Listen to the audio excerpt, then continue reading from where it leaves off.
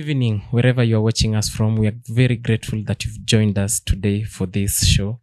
And we hope you've had a wonderful week, just as we've had. And we pray that you're going to get a lot of information, knowledge, and education out of what we are going to share with you today. My name is Ron Kenoli Okusi, and in the studio today, we do have a number of guests. But before that, allow my host to introduce herself. Good evening, our viewer. Thank you so much for always tuning in and keeping it here at PrayerCaveTV. Thank you so much for always making sure that you are on your all-time spot, the Youth Nation Show. And I am your favorite host, Boyani Morin. And welcome today, because we are going to learn a lot, as Kenoli has said. Yeah, and without much further ado, allow us to introduce the guests that we have in studio. On my left, they say ladies and gentlemen, so we'll allow the lady to go first. Hi, I'm Adeline Orlando. Currently, I'm doing my internship from the University of Nairobi.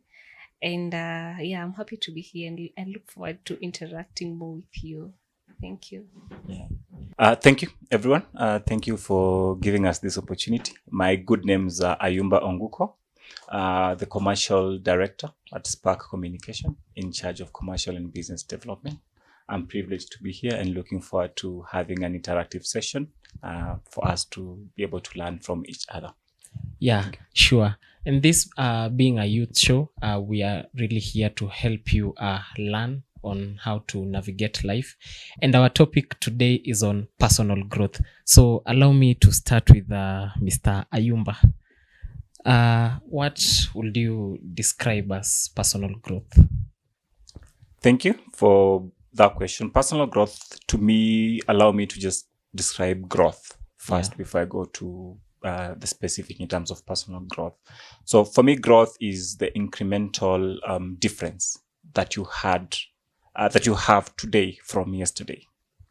Incremental growth. For me, that's the definition of growth. So when I take it to a personal level, is the difference between today and yesterday. Am I a better person? Have I been able to add value in me or to me or through me that is different from yesterday? So how different am I? What value have I been able to add to myself? So for me, that will be able to, I'll be able to define that as growth. And to the lady, what do you think about personal growth? For me, I think personal growth is a process of how you maneuver in everyday's activities, being a better version of yourself. I'll say it's not something that I'll wake up today and say I'm already fully grown, and I wouldn't say it's a one-time event. So for me, it's a process of developing yourself and getting to be the better version of yourself. Yeah. All right. Thank you. Now, a lot of young people, there's an issue about trying to grow personally. Some people describe it as there are people that are alive, but they're just a graveyard walking. And what would you tell a person who is not involving himself or herself in personal growth from your perspective? Someone said, if you're not growing, you're dying. Right? So for me, what I'll be able to tell anyone out here who is young and probably vibrant and trying to be able to grow themselves is you have to be able to expose yourself to different variables, to be able to test yourself, to be able to see how well do I cope with different extremes and how adaptable am I to those extremes, and what is that incremental value that I'm adding to myself. So the growth can be in different spheres, right? It can be probably in my career. It can be in my financial aspect. It can be equally in your social aspect. It can be in your relationship aspect. So they're different spheres. So the question here is that you need to be able to ask yourself, what is it that you're adding to yourself as an individual in all these in all these spheres? And as we say, as a young person, you have to be whole-rounded. So it means you have to be able to add value in all these spheres to be able to be a better person from yesterday. Mm-hmm. Yeah. You just said about becoming better from yesterday. Mm-hmm. Maybe someone is asking themselves, then what am I supposed to do for me to become that better tomorrow? Okay. Yeah. Thank you. for you to be better, allow me to probably just start from academic, right. For you to be a better person in terms of your academia, it means you have to be able to expose yourself in terms of getting more knowledge that revolves around the academia in terms of the academia sphere. So when you're talking about the financial sphere, is to be able to grow yourself, you have to be able to deny yourself luxuries. For example, you have to be able to tell yourself that I'm investing in myself. I want to add more value to the resources that I have. I have to add value to my network as an individual. So this means I can be able to I've been able to save. I can talk about investing, for example. In terms of relationships, how do I grow in myself? I have to be able to see myself reacting to extremes differently. I have to be able to see myself being able to react to challenges or probably relate to people differently, because the way you are kid is not the same way you are related with your friend. It's not the same way you're going to be able to relate to your colleagues or probably your school peers. So that has to be able to change. So we're talking about all these things and just trying to be able to put yourself out there. If it is academia, you have to be able to read books. And you're talking about reading books, books out of your academic requirement, right? When you're talking about relationships, you have to be able to also read books, expose yourself to people who are doing better than you, who are ahead of you, or who are equally your peers, but have a different perspective from you. Adeline, they say that what cannot be measured cannot be improved. Maybe you can just explain or expound to us, how do we know that we are improving? How do we know that we are growing? What is it that we can look back and say, you know what, I think I've grown? Yeah, what are those key indicators that we can tell that, you know what, I have grown from where I was yesterday? For me, I'll say it's being in a position where you can be able to overcome the challenges, to overcome the obstacles which you've been facing. Let's say previously you couldn't do ABCD, but right now you're in a position to do that. And also being in a position where you can be able to take those calculated risks and also be able to set more realistic goals and feeling you're accomplished. You know, at the end of the day, if you feel like you're still stagnating at the same point, I'll say you're not moving. So for you to feel as if you're moving, you have to have experience. You have at least to step into the waters and feel how deep they are. You have to get going. You have to at least give it a try at the end of the day for you to know if you're in a position to do it or not. Yeah. Now, where can we say is the place of self-evaluation and maybe meditation? Because it's until you sit back and just reflect back and meditate of where you've come from, maybe your journey to where you are. Maybe what can we say is the importance, or what is the place of meditation and maybe self-reflection? For me, I'll say the importance of self-reflection. You'll gauge yourself. You'll get the time to gauge yourself where you are at right now. Let's say previously you wouldn't be able to be in a public, be in a position where you're in public speaking. You couldn't speak to the public, or you couldn't, let's say you couldn't manage time properly. But now when you sit down and you're in a position where you evaluate yourself, you're in a position where you can be able to make the moves. At least you know, it's not a must it be 100 steps. It is always a step at a time. So the moment you take one step and then another step and then another step, at the end of the day, at least you're in a better position. I think allow me to probably just come in and be able to add something to your question in the space of self-introspection and probably meditation. Personally, I do meditation, and what we always being guided is the ability to be able to separate yourself, your conscious self, from probably whatever is happening within your surrounding. What that does just gives you ability to be able to see yourself from a third person's from a third eye. I always say from an eagle's view. So I'm looking at Ayumba doing, or probably first in this circumstance. So how well do I view him or handle this particular situation? So it's also important because it positions you and it also grounds you. It gives you the ability to be able to critique yourself and also to just be kind to yourself and be able to applaud yourself and be able to say, Ayumba, you're doing the right thing, or Ayumba, you're doing the wrong thing. So it gives you the ability to be able to step back, reevaluate, and be able to plan ahead and be able to position yourself differently and better. So for meditation, wacha kwanza to focus tu hapo kiasi. Like, how do you do it? Because there are guys that are asking now, you are meditating. What are you doing? Thank you. When I'm meditating, I'm just trying to be able to pause everything, to allow everything to come to a standstill, and consciously being aware of what I'm doing. Like right now, for example, we are having a conversation. Do you know you're supposed to be able to listen to yourself? What am I doing? So your conscious self is evaluating the real person doing this activity. So when you're doing meditation, you're coming to a point that you are viewing yourself from a different angle, and you can be able to listen to yourself and be able to tell yourself, this is actually what I'm doing, and being in that moment, feeling you, realizing you, and just trying to be able to connect with you from a third party. So basically, just a moment of you don't have to be in a silent place. You can be in a noisy place and all those things. So you're just trying to be able to get connected with yourself. It doesn't have to be 3 minutes, 5 minutes. Can just be a moment where you're pausing and be able to tell yourself, wait, what am I doing? Yeah. This is what I'm doing. Getting consciously aware about what you're doing within that specific moment. Does it have to be intentional? It has to be intentional. It has to be intentional, because you're consciously choosing to be able to listen to yourself. You're consciously choosing to be able to listen to yourself. Yeah. Speaking of intentionality,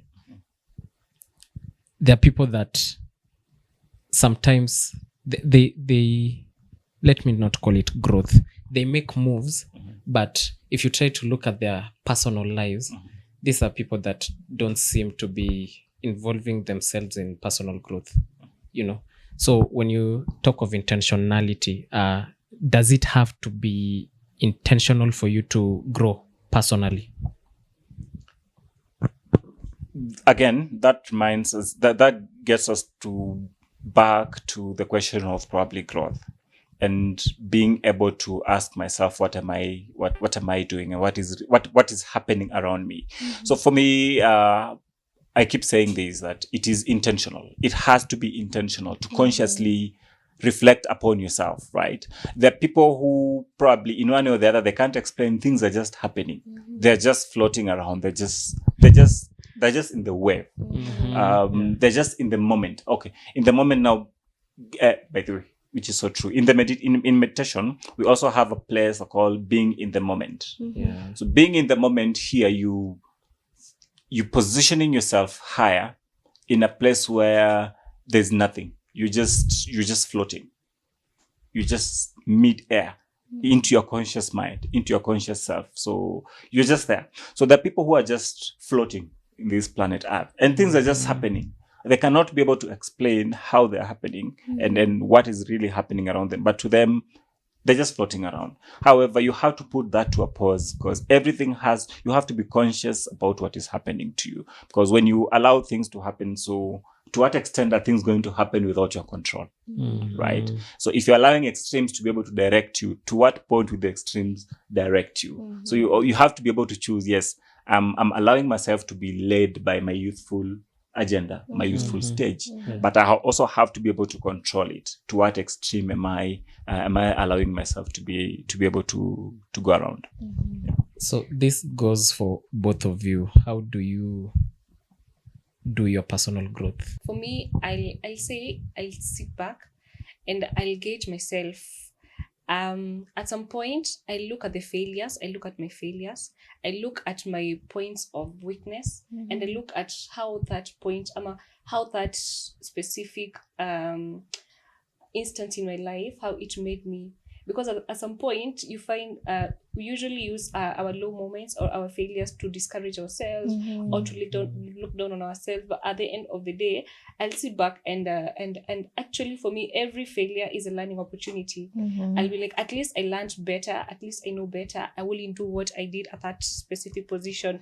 So for me, I think that is for me the main goal, on how I do my personal growth. And also I'll also say I have mentors who will work with me, who will direct me. I'll seek for support where I feel I really need support. All right. Thank you for that question. How do I measure my growth? Probably to look at my incremental progress that I've been able to do.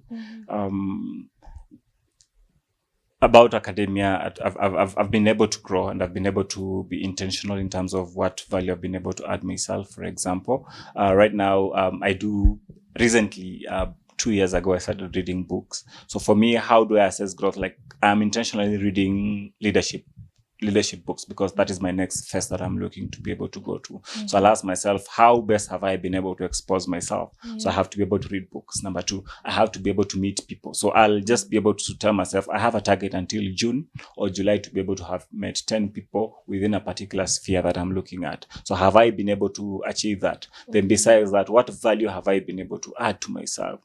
That value can be measured based on probably the networks that I've been able to build, a new friend that I've been able to create, and so on and so on. In terms of relationship, the other day, I got married like 2 years ago. I'm calling it the other day. Yep. So I'll ask myself, the way I was interacting with my wife, is it the same way that I'm still interacting with her? The other day, we had a disagreement in terms of perspective. Then I was like, I decided to just leave it and let it slide. Something that I could not be able to do the other day. So it's something that probably I'm handling it better in terms of allowing and separating myself from my emotions, my reactions. In terms of finances, right now I'm asking myself, how much am I saving? This is not a conversation that I used to have the other day. So for me, that is where I can be able to measure my own growth. There's always this place of personal growth and appreciating yourself for who you are.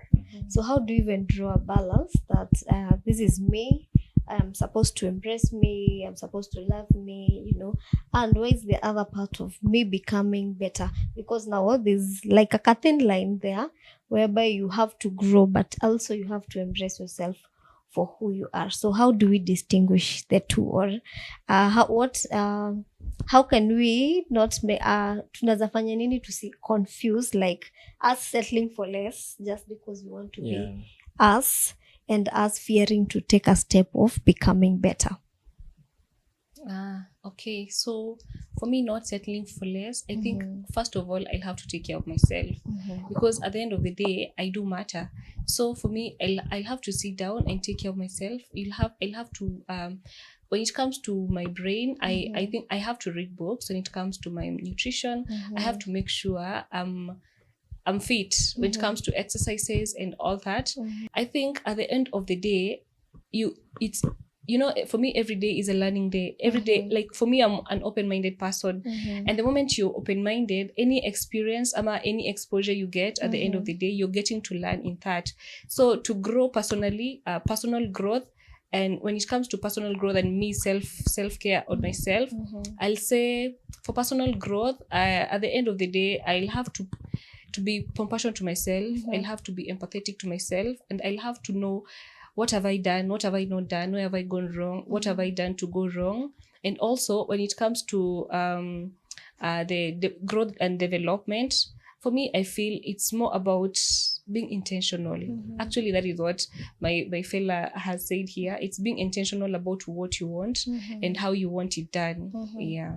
But there's always this point where you are in life and maybe you want to achieve something, but for instance, I can say it's this thing about maybe public speaking, and there's that thing inside you telling you are an introvert. you know. But in generally, you are not even an introvert. It's just that fear of taking this step of maybe which is a step of growth. You see, how have you been able to deal with that, Ariba? Not staying in a place kujidanganya ati this is you, but deep inside it's just the fear of you not going to the next level. Number one, I keep saying, I remember I keep asking people, what is your greatest fear? Why I keep asking people, what is your greatest fear, to be able to understand is because you realize what you fear becomes what what you fear becomes what limits your ability to be able to do anything around. So that's it. I keep telling myself, number one, you just have to be kind to yourself. Be kind to yourself. When I say be kind to yourself, is allow yourself to be able to make mistakes. That is number one. So it means I'm not going to be judged to myself. I'm going to be as open as possible and willing to be able to take the risks, to be able to expose myself to those extremes. Because for example, you've talked about the issue of public speaking. And one, you have to be able to accept, even before I start doing public speaking, I will have jitters, right? Definitely. Even besides having jitters, I'll have the butterflies. I'll have butterflies. That's being real to yourself, as you've been able to say, accepting that there is a repercussion that comes with me taking myself out of the comfort zone, taking that step. I will receive rejection. I will receive negative feedback. You are consciously aware that these are the extremes that I'm exposed to. Now, once you acknowledge that, then the next phase is facing them and overcoming them. Now, you cannot say you are an introvert.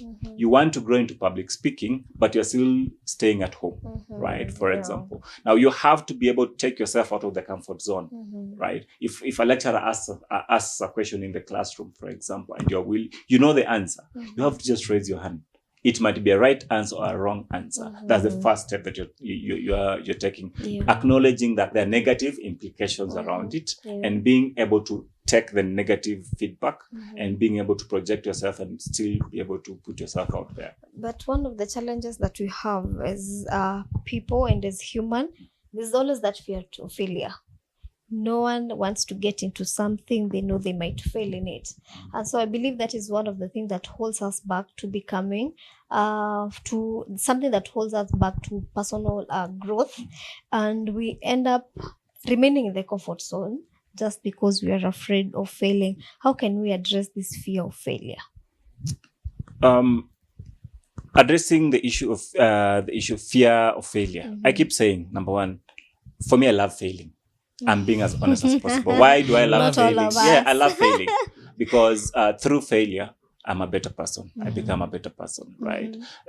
In most cases, I've been able to see that when people have enjoyed success, they take success for granted. Such that they're not consciously aware that failure is bound, right? In midst of failure, success is bound. And in midst of success, failure is bound, right? So if you're consciously aware that failure is here, it means after failure, the next phase is success that I can be able to work with. Now, if you're in success, you need to know, I have to be conscious. If I can't manage my success well, then definitely the other extreme is what?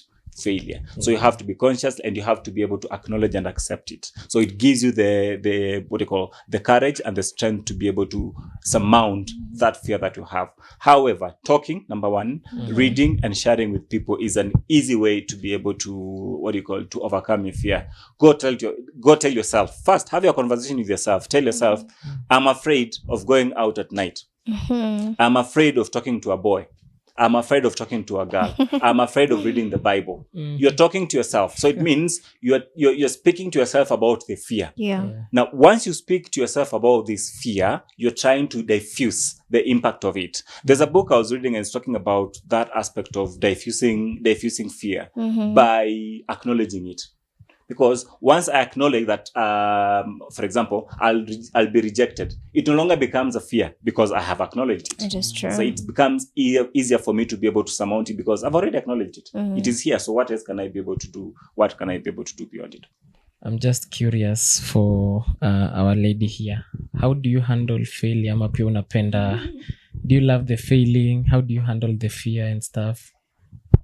For me, I don't love failing. No one loves. I'll say, but actually, I think I'll kind of echo what my fellow has said, because Mhm. for me, I face them. At the end of the day, if I wanted to get on top of Mount Kenya, how will I know I'm going to be able to get on top of Mount Kenya if I don't try? So for me, at the end of the day, I'll say, why not? I wouldn't lose anything putting work into that. So for me, I'll have to face it, and I'll have to put on that positive mindset that at the end of the day, I'm learning. If it works, well. If it still doesn't work, at least I'm going to learn. I can't be able to do it. But for me, at the end of the day, I'll really encourage anyone, just take it. Make that step of faith. Take that step of faith. You don't have anything to lose. At least you tried. Yeah. Allow me to add something onto it. I remember my first interview that I went. It was one of the insurances at Upper Hill. I got so nervous. I didn't get that interview. Then after that, I had to be able to ask myself, what is it I'm fearing?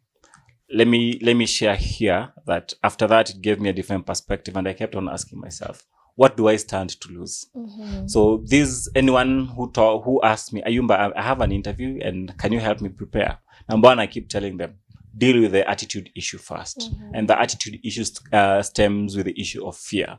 Number one, overcome that fear by telling yourself, there are two extremes in this interview. You might get it, the job, or you might lose it, right? You have those extremes into perspective. Now you have to ask yourself, if you lose, what are you going to gain?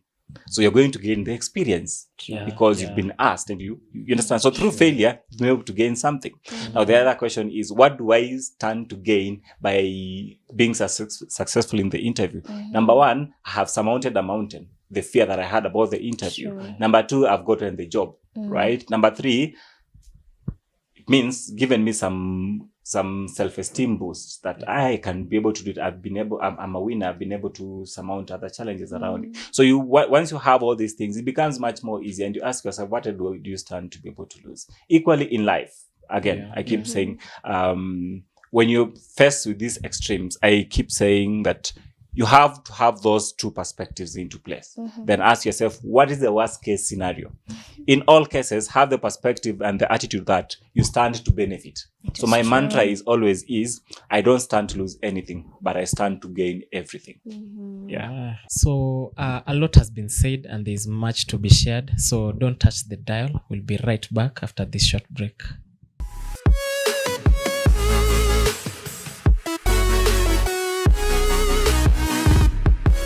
Welcome back.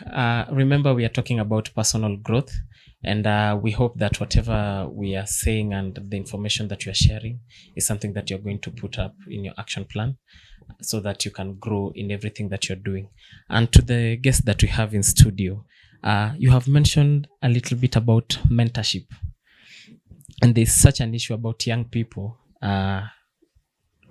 needing mentorship. There are some who need, there's some who know that they need mentorship, but they have the fear of reaching out. There are some that think that completely they don't need mentorship. They're going to be led by the universe and stuff. So for you guys, how have you handled mentorship, and what are the values that you have gained out of mentorship? Okay, so for me, first of all, I think at the beginning I also used to strain how I'm going to get a mentor, where I'm going to get a mentor. Are you going to reach them? Yes, I know, because at some point you feel, hey, these people are so beyond me that I can't get them. But I feel networking, but the networking really works, because the moment you meet someone who knows someone who knows someone, and like that, now the cycle begins from there. So I think for me, what worked for me is networking, because for me, I got my first mentor, I got them through Spark Empower. And right now I'm having almost 5 mentors. I actually came to learn it's okay to have more than one mentor, because everyone has a niche which they are working on in your life. Maybe you'll find a mentor who you want to mentor you through your uni life, and then after uni, your life has to move on. Maybe now what I'm working on currently, I also need a mentor to walk with me through that stage. So I'll really encourage mentorship. For the people who think mentorship is not important, oh my God, it's really important, because one, you get to get someone who has been in that industry for some time. They have experience, those people, and at least you have someone to lean on. when you feel overwhelmed, when you feel you don't know where to start from, at least you know someone who can help you, someone who has walked through that journey, someone who is there for you. And another thing I came to learn about mentors, it's upon you. Your mentor can't come on looking for you each and every now and again. So you have to be intentional. You have to pursue them on your own, and you have to know at the end of the day you're gaining a lot, because most of the time they are very busy actually. But it is what you want. What do you want at the end of the day? It's for you, for your own benefit. And actually it's very possible. If you want a mentor, I'll say the first step, don't sit at home. But they really discourage somebody staying at home. Get out. Even if you don't know anyone, know your neighbor. Your neighbor knows someone else. Even if you don't like socializing, know people. Yeah, because it's through people that you get to know big people and big deals.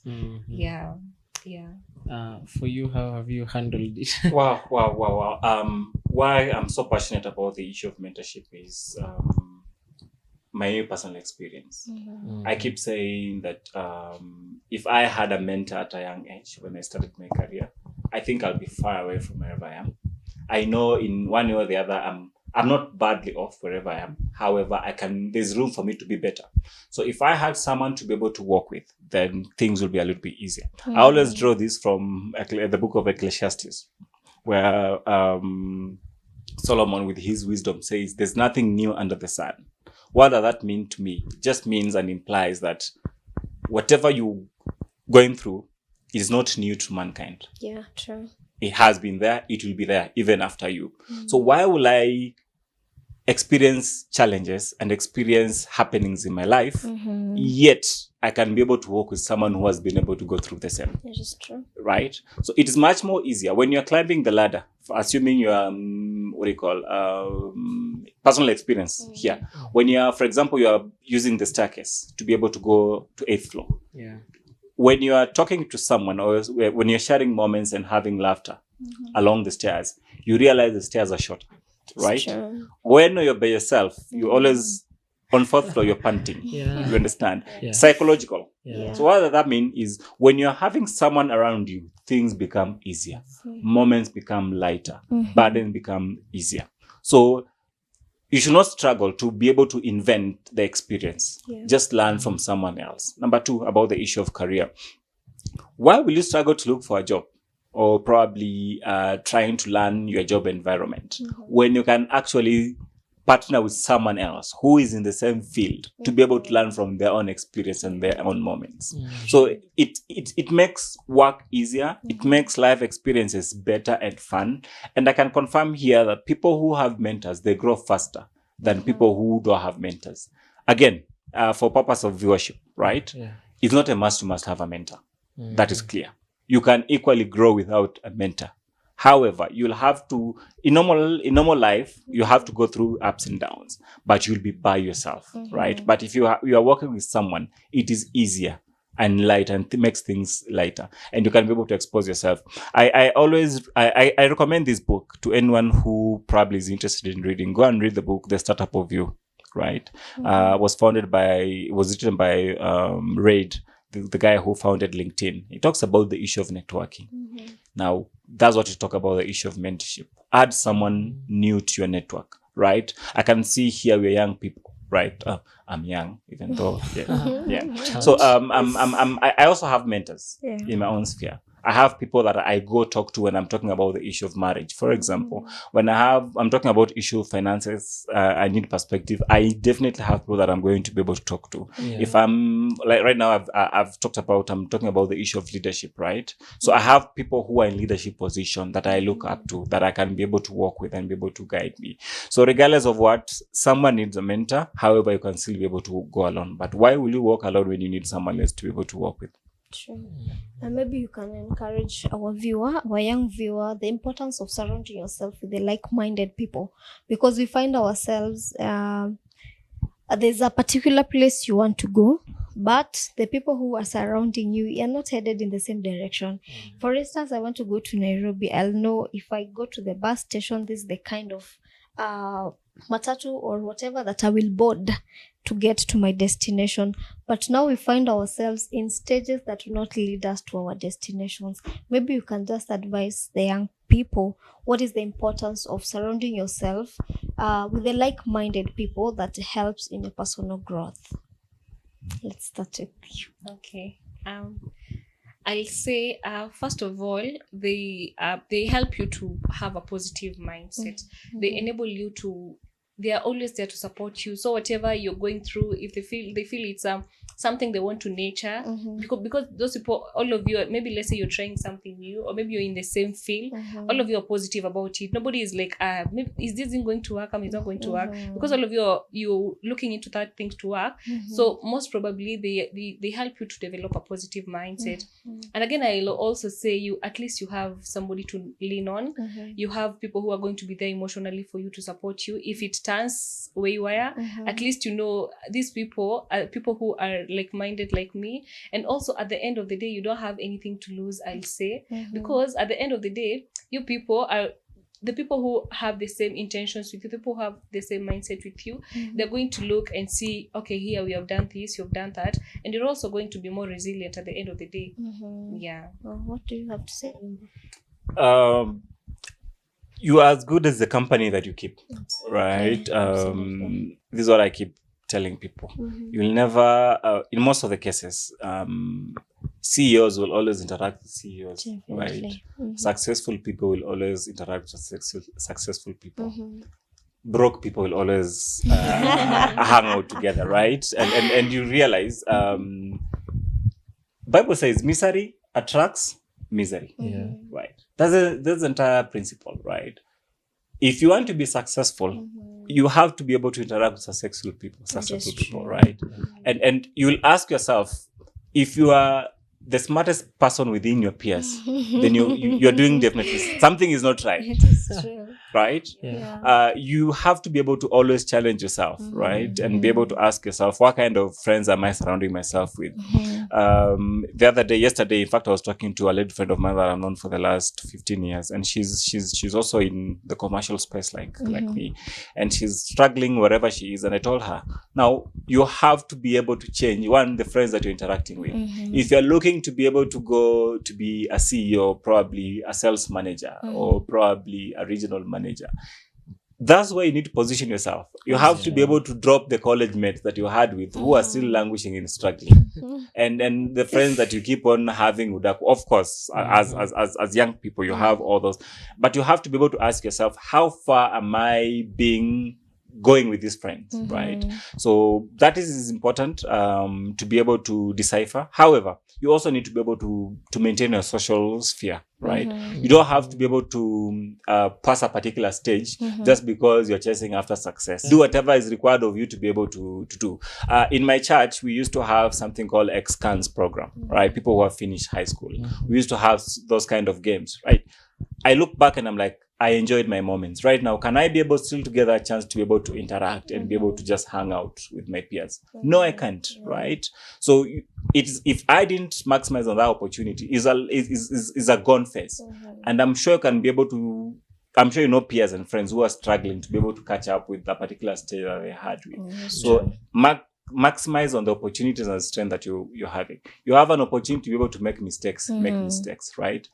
For me, I'm married, for example. There are mistakes I cannot be able to make, right? I can see you guys are smiling. So you know those expensive mistakes you can be able to make clearly. So if you are in a phase to be able to make that mistake, make those mistakes, because there's a time that is coming that your environment will not be able to allow you to be able to make mistakes. So it is important for you to be able to have the right friends around you and the right peers who are visionary and who basically know what they're doing. Yes. And you'll notice, for example, allow me to mention this. You've seen friends who are having issues in their relationships. If you are 5 people, it starts with one. You end up seeing all the 5 of you are having problems. I've seen where in our church, I used to see people handling people in hanging around people who have families and people who have stayed in marriage for so long.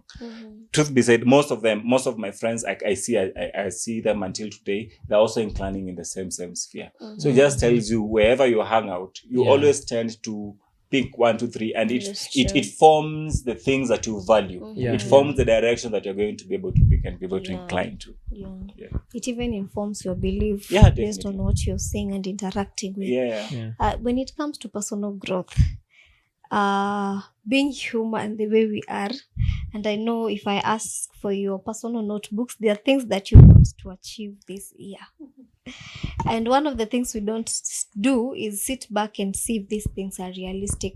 Yes, we want to grow, but we set unrealistic goals, you know. So how can we even balance growth and setting realistic expectations towards the growth? Okay. So first of all, let me start by saying this way. Once of this generation of ours is the Gen Zs. Where we want the get rich quick schemes. You want We want mushroom to things. we are they call us the popcorn generation. Mhm. We want to thrive out of nowhere. Mhm. And at the end of the day, you don't know. I think it's more of peer pressure or the societal pressure, Mhm. because everybody wants to fit in the society. Yeah. Definitely. Today I've seen Ayumba driving. Oh my God, he was my classmate. Tomorrow I'm also driving. Not knowing where he's getting the finances from, not knowing what he's doing. Yeah. So getting back to your question, you asked about setting realistic goals. For me, I'll say just be real with yourself, and set calculated goals, calculated risk goals. It is a process, it's a progress. You have to move from one step to another. Let's say if you want to become the president, and maybe let's say like Ayumba wants to become he wants to venture into the leadership industry.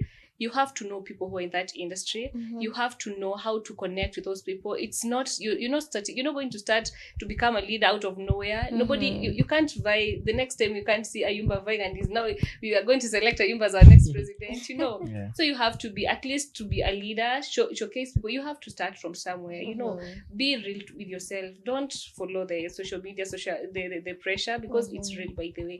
Out here, people are killing themselves. Others are doing a lot of crazy things because they want to fit in the society. But at the end of the day, you have to sit down and be real to yourself and say, can I be able to manage this? Yes. If you can, well and good. Because at the end of the day, you also matter. You also matter. Sure. Yeah. Ayumba, what does an ideal realistic goals look like? Thank you for the question. When you talk about being realistic, is just trying to be able to ask yourself, who are you? What is it that you are? Can you be able to define yourself? Going and knowing the extremes that your capabilities can be able to drive you to, sets the boundaries and informs you clearly what is it that you can be able to do. So how do you set realistic? How can you be real to yourself? Number one, knowing very well, for example, my parents are not billionaires. Right? They don't own apartments and flats within Nairobi. So can I afford to be able to live a posh lifestyle that I can be able to do everything that I want? No, I cannot be able to do that. That is being real, right? Yeah. And asking myself where I'm coming from and where I'm going, right? Yeah. Now, how can I be able to position myself? I can be able to ask myself, can I be able to change the tide? That is being realistic. Yes, I can be able to change the tide. How? By exposing myself to different things. Number one, for example, I can be able to put lots of effort in terms of my career. I can be able to put a lot of my effort in terms of networking, in terms of doing business, to be able to change the tide. Being realistic to yourself. Number one, am I in a position to be able to buy an iPhone 14? I cannot be able to. Is my dad using an iPhone 14 for the ladies? No, they're not. So why will you expect a boyfriend who is having an iPhone 14 when you yourself are not being able to have, you cannot be able to afford that? That is, you're going to be able to give someone else unnecessary pressure. The other day I was talking to my CEO on something about probably the issue of expectation. So you find someone who is struggling. They came from a poor background, but they're expecting to have boyfriends who have money. Now, who can be able to... What's wrong with that? No, it's not a bad thing, but you're expecting to be able to have a boyfriend who can be able to pay all your bills, right?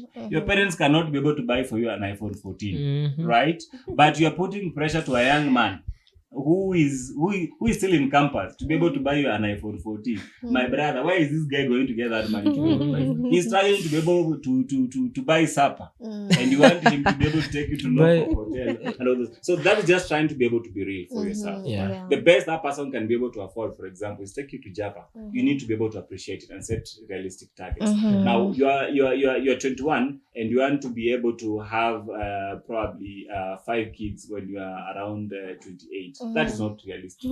So setting realistic targets, just trying to be able to know the extremes that you yourself can be able to push yourself towards, and your surround system can be able to support you towards the same goal, right? I keep saying, for example, someone like Kidero was among the young people to be CEOs in this country, for example. But you can be able to ask yourself, how did he get there? He exposed himself to the right people. Probably his background was able to allow that. His network was able to allow that. So you're trying to be able to be real to yourself and be able to expose you to the necessary extremes that can be able to lead you to other space. Allow me to use the final example. Now, you cannot be able to say you want to be able to drive an F1, for example, right? You don't know how to drive a vehicle here. The environment. You understand? The environment cannot be able to allow yourself to be able to do an F1, right? No, you have to be able to start with the local race that you have, that are here to be able to grow yourself towards the same space. I recommend people should be able to read that book, the book called The Startup of You. Talks about the same thing, being realistic to yourself. So I'm curious on something here. Kuna kitu yenye umesema about the Gen Z, the popcorn generation. Personal growth really takes a lot of effort because we are experiencing personal growth financially, spiritually, emotionally, and especially emotionally for a lot of people. So what advice will you give to that person mwenye anataka anaona the dream, but now wherever they're starting from, it's going to take a lot of work? For me, it's okay to dream, and it's okay to dream big, by the way. It's very much okay to do that.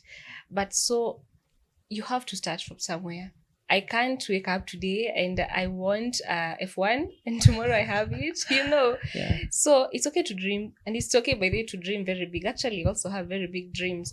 But at the end of the day, you have to be real with yourself. You have to set down the goals. You have to sit down and write down, how am I going to accomplish these goals? What are the steps I'm taking in order to make me get to where I want to be? Like, you have to sit down and analyze your situation and know how you're going to get there. You have to be to write down, you have to be strategic. It's okay to take a step at a time. It's okay to take as much time as you want, but it's slower. It's slow. Yes, it's slower, because at the end of the day, I'll say whatever comes first. The people, actually, if today I give you my money and I just give you venye tunapeangwa shule tukiwa campus with your dad, with your mom, that money, you misuse it. But the moment you start using your own money, looking for your own money, this money I've calculated for each and every penny, So at the end of the day, that which takes time, it takes your effort, it takes you to be that person. That is why successful people have a story to tell. Mtu mwenye amewin a multi-bet leo, kesho hiyo pesa itakuwa imeshaisha, because they don't know how to use it. That money has come by good faith, and at the end of the day, they don't know, they're going to juggle around with that money, and that money, after 1 year, 2 years, I don't have money, it ended. But the money which you've worked for, the money which you've put on your effort, at the end of the day, it pays. So for me, I'll say it's okay to take your time. It's okay to make mistakes. And when you're taking time, you're also making mistakes. So you're learning. You're getting to learn from that. Actually, many innovators, I'll say they made mistakes. From Philips, he made 1,000 mistakes, not 999. And then the 1,000 one is when he perfected it. So he learned those 99 ways, how to not do it. Yeah. So it's okay to dream big, but again, take a step at a time. Be gentle to yourself. It's okay. Nice. This is what I keep saying. Dreaming is okay, but you have to wake up from the dream. You have to wake up from the dream and now make it real. Now you're no longer dreaming. You have to be able to put it into action. Mhm. And part of the process of putting into action is to be able to ask yourself, I need to be at point A. I need necessary tools. Yeah. So do I have those tools? Mhm. Now those are the questions you're trying to be able to write down. Now if you don't have those tools, you have to ask yourself, I don't have them, yes. So what do I need to be able to do to be able to attain those things? So when you have those steps in place, it's easier for you to be able to note down the milestones, the successes, while you are still being able to move. Mhm. Allow me to say this. In all reality, not everyone will be able to to actualize on their dreams, which is totally so okay. Others will die along the way without actualizing it, and this is the entire reality about life. So you don't have to be harsh to yourself. And many people have drowned into depression because of having too much expectation. Having expectation is not bad, but you also have to be able to limit and be able to tame yourself and be able to know what is it I can be able to handle. Yeah. Right? So handling, biting what you can be able to chew. So dream and actualize what is it that is within your space, right? And this is what our generation is now. We're trying to be able to push things to extremes that we cannot be able to, and it gives us strength to not only us but people around us. We want our parents to be able to finance things that we cannot, just because you're seeing someone else be able to achieve the same. So yeah. Maybe even time has really gone.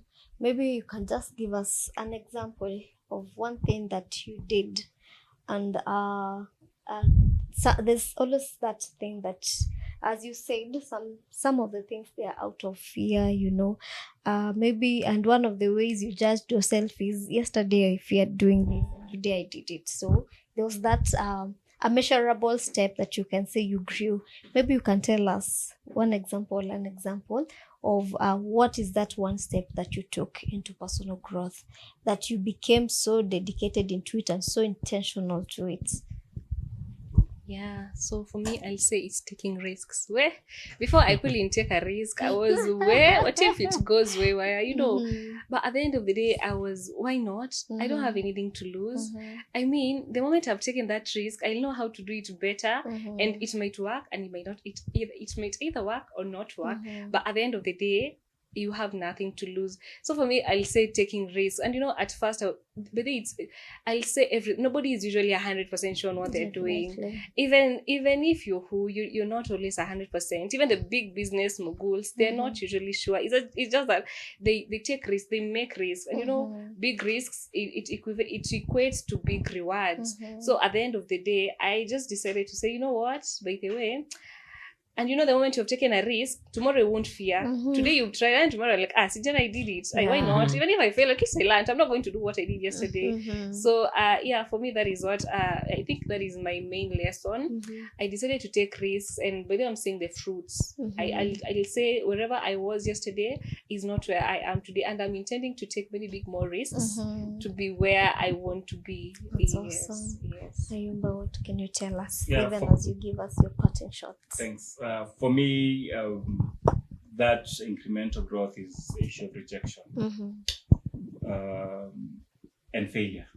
Nowadays, it's the last thing that will ever scare me. I look back and I'm like, so what was I getting scared about these things? You reject me, yes. You're not the first person to reject me. And there's still many more that are on the way coming. So once I faced that, it was more of an opening to me, and I no longer fear. I no longer fear anything. I'll come here. When I was dating, of course, so many ladies turned me down. Jobs, I've gone over 50 or 100 interviews. I've been rejected. I was told either way I'm not qualified, or probably my expectations were high. So that is part and parcel. Now I've encountered so many that it no longer becomes a fear to me, right? It in fact becomes more of a stepping stone, because I know I surmounted it yesterday, so I can be able to surmount it today. If it comes tomorrow, which I knew it will come, I will also surmount it.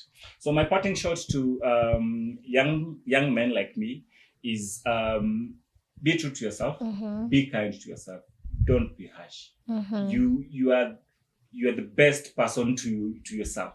And there's no one else who can be able to assure you if you cannot be able to assure yourself that you're the best? Yeah. Let's get a parting shot from Adeline. Oh, for me, I'll say, it's okay. It's okay to take time. It's okay to whatever you're doing. It's okay, but at the end of the day, don't remain at the same position. Please make a move. Get out of that comfort zone. At least take that risk, because you never know about tomorrow. Nobody is usually sure about whatever they're doing, but at least make a move. Get out of your comfort zone and take that move. Yeah. As you've heard from both our guests, Ayumba and Adeline, we hope that you're going to use this information in your personal growth. We hope that whatever you've heard from us has edified you and educated you. So that's it from us at the Youth Nation Show. We hope that you're going to have a lovely evening, and goodbye.